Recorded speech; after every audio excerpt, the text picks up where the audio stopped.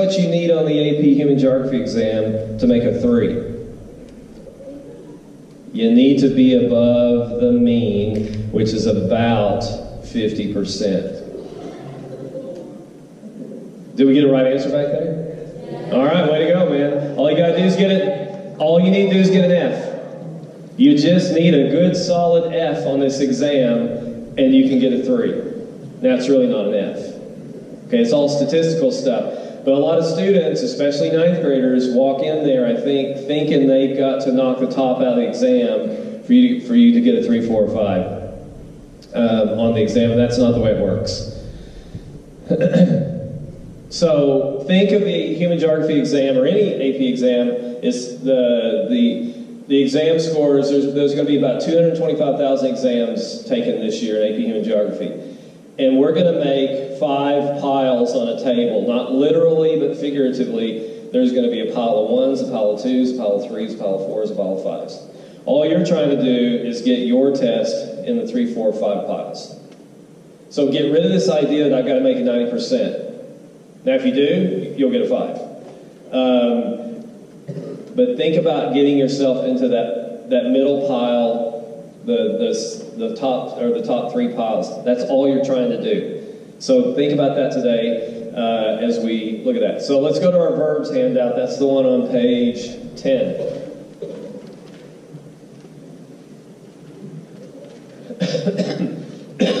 All right. Now I'm going to come down here for a minute. I want to talk about these verbs. You can see the verbs at the top of the page. They are in little print and they get bigger as you go down the page. That means they get more important. So little verbs at the top, you see identify, name, define, list, support with. And then you see they get bigger with describe, explain, and how uncomfortable is this that I'm going to be walking around in the middle of you now? Does that make anybody uncomfortable? Okay, good. All right. Because I don't teach class on a stage, this is really weird for me. It's very uncomfortable to not be among my people. All right. So look at the 3 verbs I've underlined. Tell me the 3 verbs I've underlined. Oh my gosh, we have class participation. This is awesome. All right, yeah, let's give it up for the Tigers, right? Okay, so why do you think I underlined them? How are they important? What's the importance of them? Oh my gosh, I wish I had a piece of candy or a candy bar or something to give you. They're the most used. They are the most commonly used. In fact, I've got a chart on the next page. You'll see how many times they're used. They are used over and over and over. There are so many AP and Geography questions that start identify and explain, identify and explain, identify and explain, identify and explain. There's going to be so many of those, so we have to know what those 3 verbs are. These other verbs, they're used, but they're not used like these 3 guys are. So, top of the page, really simple. If you see identify, what is the question writer asking you to do? It could be, but it is write a sentence. Look out there in that right column. Write a sentence or 2 or 3. Identify. Identify, have y'all had the political unit yet? Identify centripetal forces, or define, which is all it's saying, centripetal forces. Forces that unite. You can do that in a sentence or 2, right? Okay? If it says identify centripetal forces and explain the centripetal forces going on in India, that gets a little more complicated. So if we look down at explain, what am I telling you to do? Write a paragraph. Okay? If it says discuss something, I'm hoping you're going to write a page. I know you're really not going to write a page. I put on there to write a page, and I'm hoping you'll get halfway there. So if you write half a page, that would make me really happy in my classroom. Okay? Discuss is a heavy lifting verb. It is not something to write a sentence about.